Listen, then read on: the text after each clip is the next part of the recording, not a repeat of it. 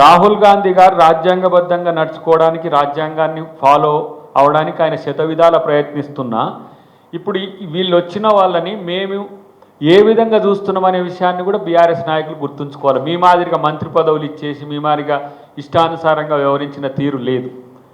ఇంకొకటి నేను మీ ద్వారా అడుగుతున్నది, ఎందుకంటే అడగాల్సిన అవసరం ఉంది కాబట్టి, ఒక ప్రతిపక్ష నాయకుడు ఇచ్చిన బాధ్యతను తప్పించుకొని ఇంట్లో వండుకుంటున్నాడు.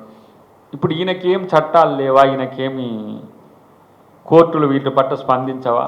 6 నెలలకు ఒకసారి వచ్చి ఒకసారి మస్టర్ వేసుకుంటే మళ్ళీ 6 నెలలు ఎక్స్టెండ్ అయితే అని ఒక దొంగతనం చేస్తున్నాడు, రాజ్యాంగాన్ని అపహాస్యం చేస్తున్నాడు.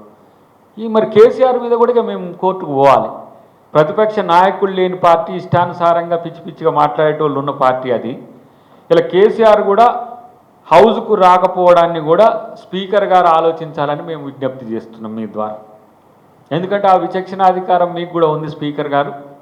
మరి ఆయన 6 నెలలకోసారి 3 నెలలకోసారి జీతం తీసుకోవడానికో రావడానికో, లేకపోతే ఏమంటాం దాన్ని, రాజ్యాంగబద్ధంగా ఒక సభ్యుడు ఇంతకాలం పాటు రాకపోతే అది చెల్లదు అనే ఒక నిబంధన ఉంది కాబట్టి వచ్చిపోతుండు తప్పితే కేసీఆర్ చేస్తున్నది ఏంది? ఆ రోజేమో ప్రతిపక్షాలను లేకుండా చేసిండు, ఇప్పుడేమో ఆయనే లేకుండా చేసుకుంటుండు.